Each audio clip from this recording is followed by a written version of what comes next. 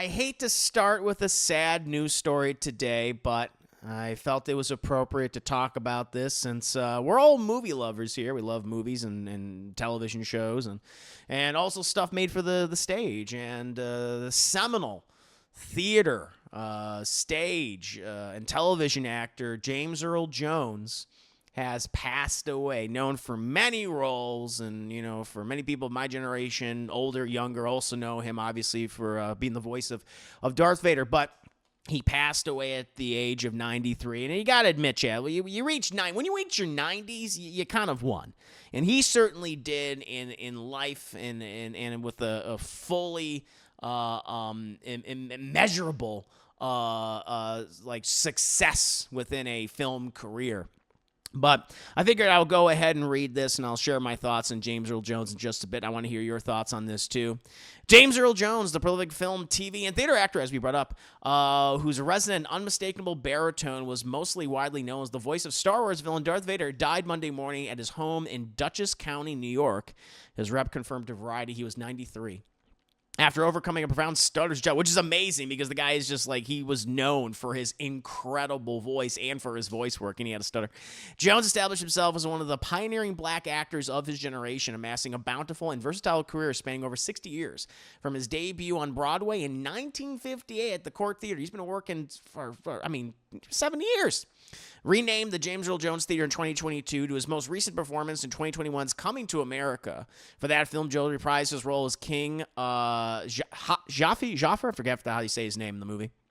In 1988, Eddie Murphy comedy Coming to America, one of several roles along with Darth Vader that Jones revisited, including the voice of King Mufasa in Disney's animated feature The Lion King in 1994 and 98, direct-to-video sequel, which pretty goddamn good. I like that movie. I like Simba's Pride. The Lion King 2, Simba's Pride. And 2019 remake, I wasn't a fan of that. And also CIA Deputy Director, Vice Admiral James Greer in 3 Jack Ryan movies, 1990's The Hunt for Red October and Patriot Games, and later on Clear Present Danger. Hey, Jack Ryan, his face may have changed, but James Earl Jones, he was always the same across those movies. Got to give it to him. Among his more than 80 film credits, Jones' other notable movies include as a B-52 bombardier in Stanley Kubrick's 1964 Cold War satire, Dr. Strangelove. That's right, when he was much younger. As the first black president of the United States in 1972's The Man. As the fearsome villain in 1982's Conan the Barbarian. I love him in Conan the Barbarian. That's right. Yeah. Doom. That's right. As a reclusive author in 1990's Field of Dreams. As a blind former baseball star in 1993's The Sandlot, and as a minister living in apartheid South Africa in 1985's Cry the Beloved Country. And they go into the rest of his career, like all his various nominations. And I believe he was given a lifetime career award or one of those lifetime Oscars several years ago. Yep, and honorary Oscar in 2011. So there you go, for a lifetime achievement.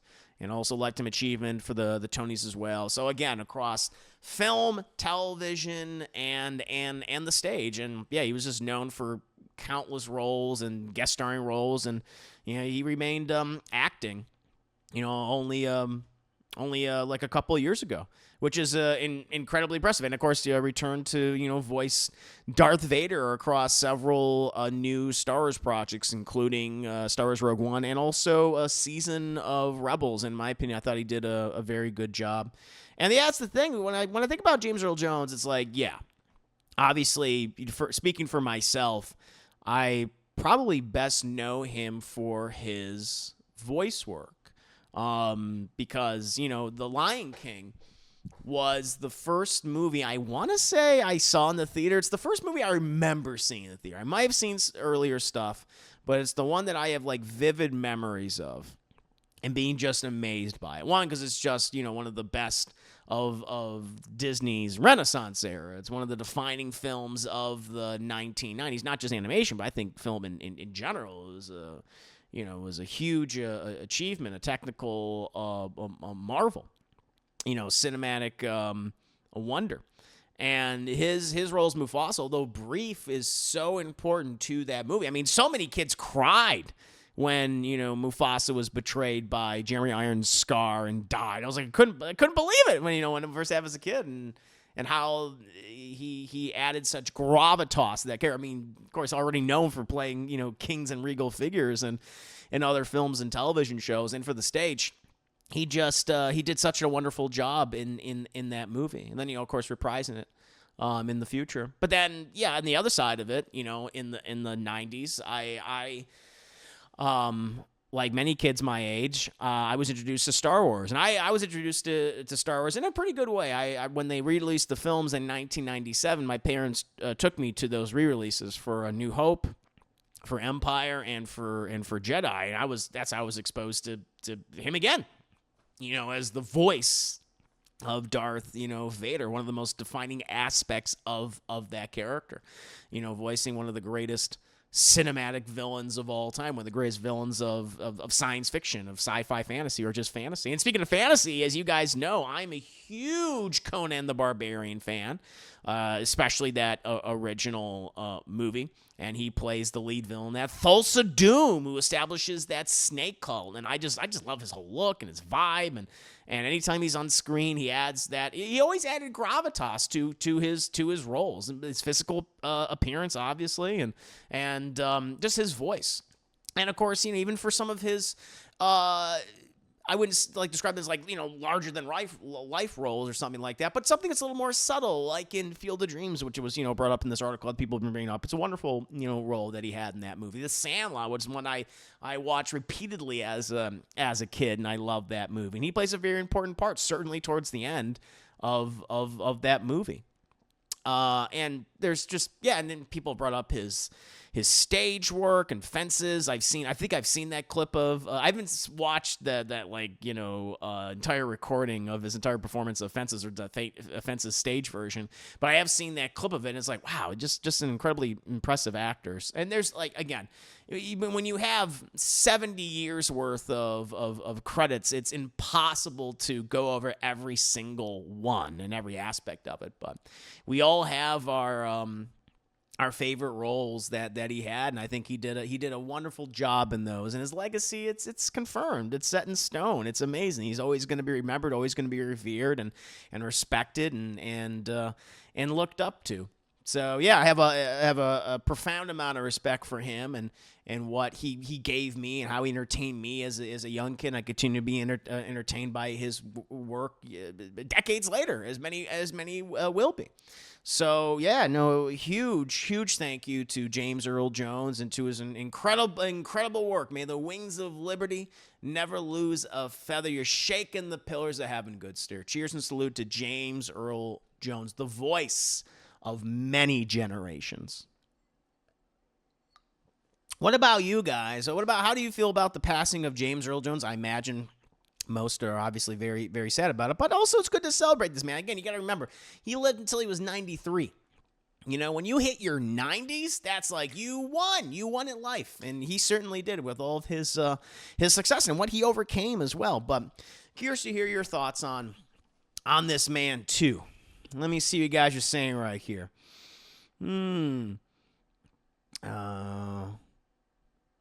Let's see. 93, yeah.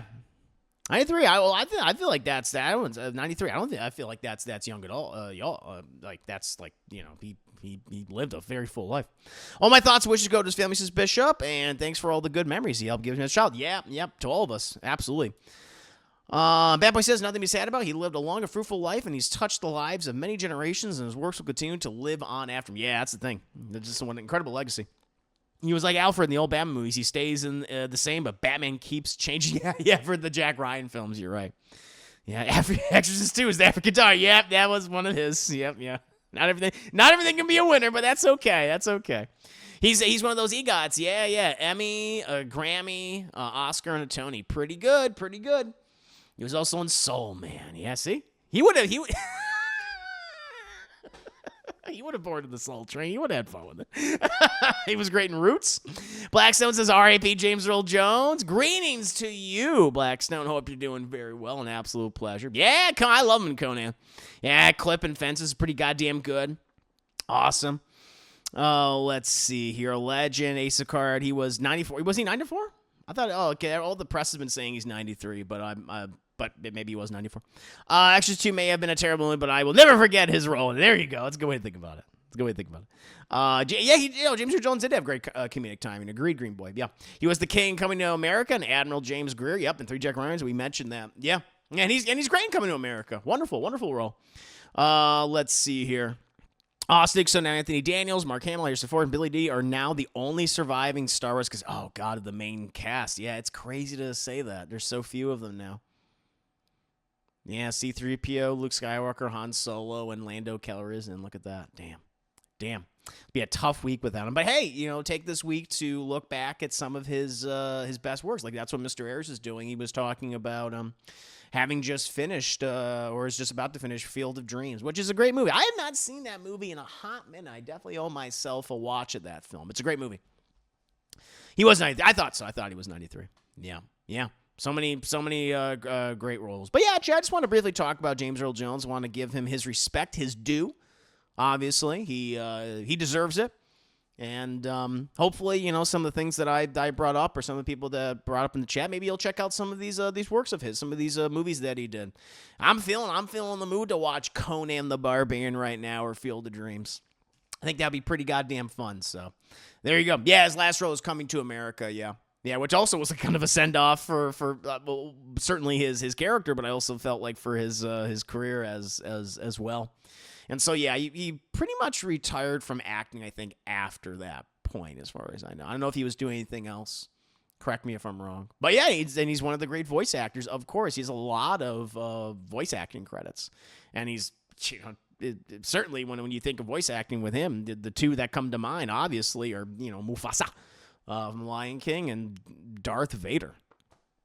He's the voice of one of the greatest science fiction fantasy villains of all time. Not too bad. The rest your hat on that. Pretty good. All right? And so many people, so many generations are going to be exposed to Star Wars, are going to be exposed to, like, Darth Vader. It's wonderful.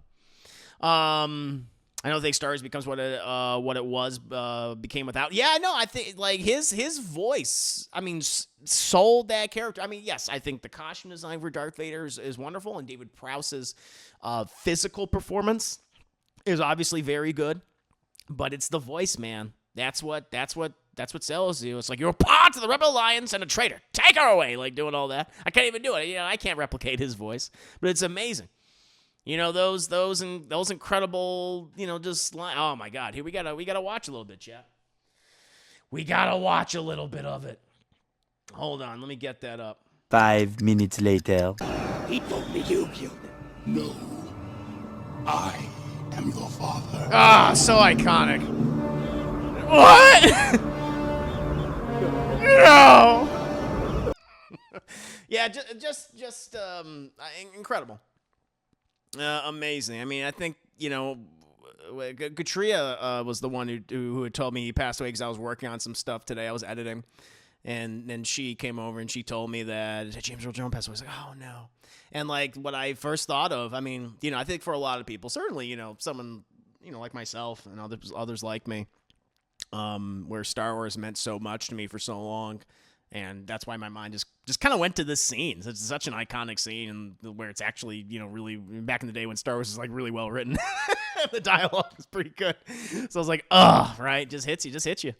Now, like, rewatching this, I think you like rewatching, I mean, really any of his works, but especially for me with this scene, it just hits even harder now. It's like, God damn, this is so special. This is so good. So. And there's so many other equivalent scenes like this. We have our own emotions tied into it. It's just, it's made stronger. It's made stronger now when you think about what he did for this, which is pretty incredible, pretty amazing. Then you owe a lot of child support, Anakin. Spoilers just come out. I'm sorry. I thought you knew. Oh, Christ. Remember when lightsaber was going to... I know. Anyone can fucking walk off a lightsaber wound nowadays. Like, don't worry about it. Just rub some dirt on it. You're fine. You're okay. Look at Harry's father. No! See, Luke sells it, though. He sells it. Vader, not so much. Vader, he even James... Listen, James Earl Jones, as great as his voice is in Revenge of the Sith, it can't even make that dialogue sound good. No, he can't even do that. He's like, I try. Oh, Christ. It's my chance to get an Oscar. Alec, the duel is great because it doesn't look rehearsed like the prequel does. Yeah, that's the thing. Yeah, agreed. I think Empire's duel and Return of the Jedi's duel are the best. They are perfect. Like, I like Episode 1, but it's a little too stylized for me. A little too stylized. By the time I don't like any of the other duels. I don't like the duel I think the duel in Attack of the Clones fucking sucks. And I know this is sacrilegious to say among some Star Wars fans, not all of them, but some. But I think the Revenge of the Sith ones are way too fucking long, and they're just. I was like, it doesn't look like they're trying to kill each other. It looks like they're just trying to aim for each other's lightsabers. That's what it is. Where it's like these two are seemingly trying to kill each other. It worked really well. Oh man, now play the scene with the Lion King. Oh my god, which one? Which one? Let's see. Luke was technically right. His father was, yeah. From a certain point of view. The duel had emotion. It had so much emotion behind it. It was like, oh my god. And then you watch it again, knowing, like what it's like. At first, you're like afraid for Luke. It's like, oh, this fucking monster of a man. If you want to consider him like a man at this point, it's truly a mechanical monstrosity. Like trying to kill our hero. But then you watch it that way the first time, it's like, oh, it's scary, especially when you're a little kid. But then you watch it again, and it's just like, this is a duel between a father and son. And it's just like, oh, it hits in a different way. I think that's really cool. Really, really cool. Conceptually, I think I kind of like the idea of it truly having its own style of dueling, but that one between Anakin, Dooku, clones, it's so bad. It's especially when they cut to like those close-up shots, you just see the lightsabers twirling around like batons and everything. I was like, yeah. I just didn't really like how they handled the duels in the prequels. It's just way too flashy for me. But I have general problems with just how they present a lot of the action in those movies. Yeah, let's see here. Whole movie's great. The whole movie's wonderful. There's a great obscure Pinocchio cartoon from the 80s, Pinocchio, and the Emperor of the Night. And James Earl Jones voiced the villain. Interesting. Very interesting. What's this? What do you have here, Dylan Murray? Oh, yeah, of course. Yeah, fuck yeah. What is this, Velvet? I love this scene. Yeah, this is great. He had so many great scenes in Coming to America.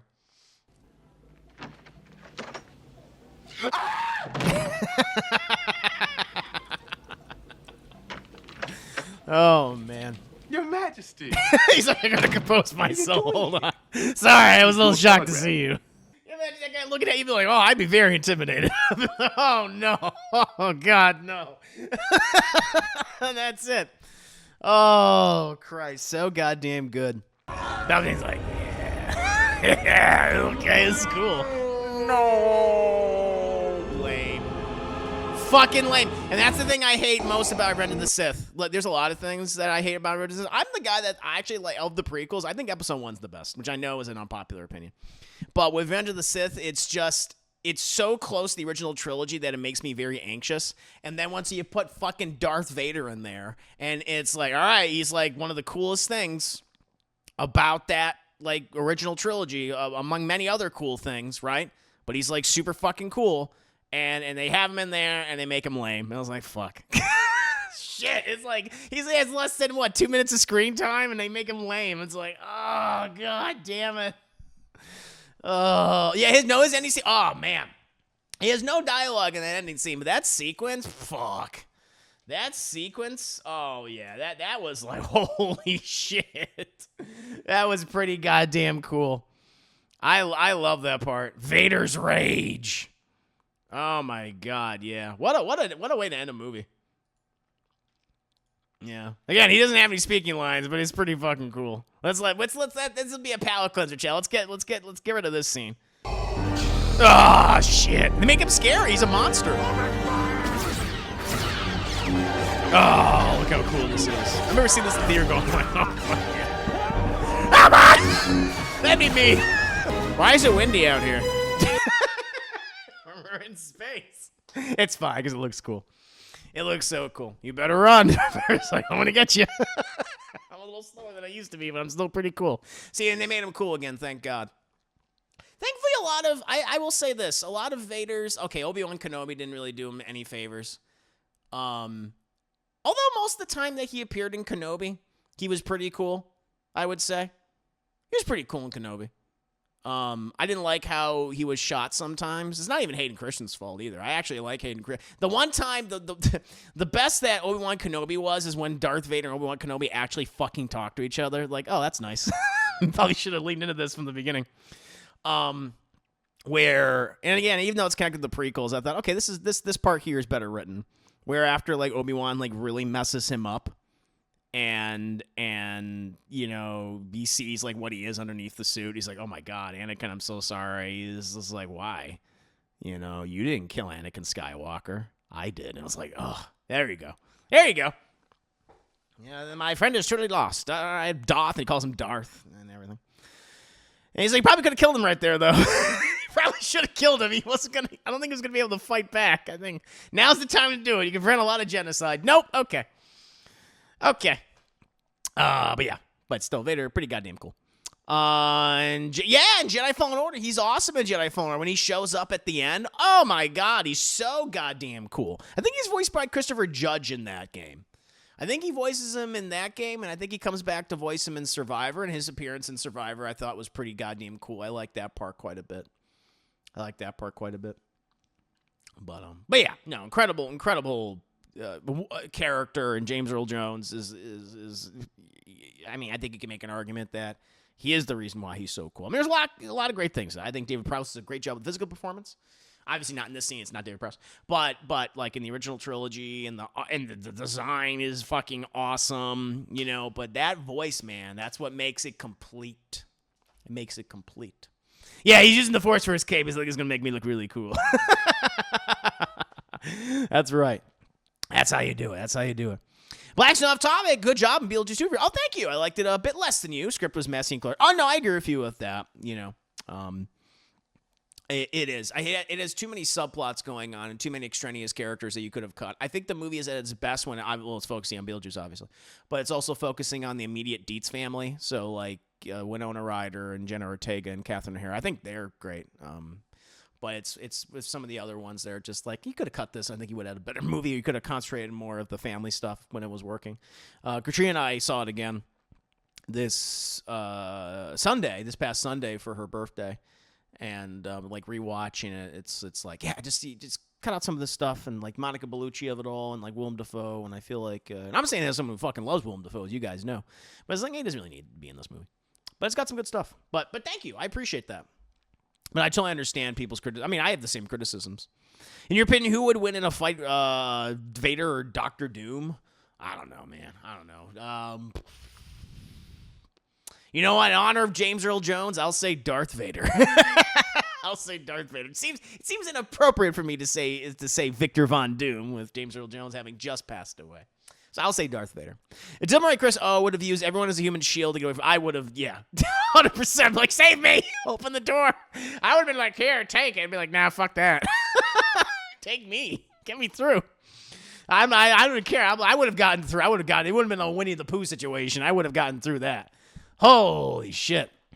Hamilton Burger, good to see you. Yes, we were just talking about James Earl Jones. Time to do a retro play through a Force Unleashed for more Vader. I'm not a big Force Unleashed guy, to be perfectly honest. But there you go. I would have cut out Justin Thoreau too. Yeah, it's just like Thoreau. Yeah. He just really wasn't necessary. Yeah. Yeah. And that's the right answer. Thank you. I occasionally give right answers. Occasionally. Here's would fall to his death. I definitely, gravity would kill me. Vader wouldn't kill me. Gravity would. That's true. What's this thing? I'm sorry. What's this link? Oh, here we go. Mufasa. You know what? We'll end it. We'll end our James Earl Jones section with a little bit of Lion King chat. That seems appropriate. What about that shadow? Must never go there. That's beyond our borders. You must never go there, What did I say? But I thought a king can do whatever he wants. Oh, there's more to being king than getting your way all the time. There's more? Simba. So good. There's SpongeBob showing his ass. Yeah, and then of course the scene where he dies. Oh, and Scar, long live the king. It's like, holy shit. Right, like this. There you go. Saying goodbye to James Earl Jones, chat. On that note, very beautiful. Very beautiful. That's good. That's a good note to end on, Jay. Yeah. No. Again, as I said before, James Earl Jones. When you have 70 years worth of credits, when you have 70 years worth of work, you've been able to touch multiple generations of people with your talent. And for many people, he was like one of their favorite characters in Field of Dreams, or he was the voice of your favorite science fiction villain, or he was one of the first things that you saw in the theater where that made you cry, which it was for me. It was for me for The Lion King. That's probably was the first thing, honestly, that I was exposed to with James Earl Jones was his role as Mufasa, and crying when he died, like so many other kids did. So many generations of kids will. So, yeah, it's an incredible performance. He did a wonderful job. And he will be deeply missed. But I think it's fine to be sad right now, but also it's good to like look back and to say like, hey, we should celebrate this man and what he did. Pretty incredible. But my favorite scene with Mufasa, yeah, that's right, when he was in the stars. Remember, Simba. He's like, Dad, and then Matthew Broderick's like, what? Yeah. Yeah, good stuff. Amazing work.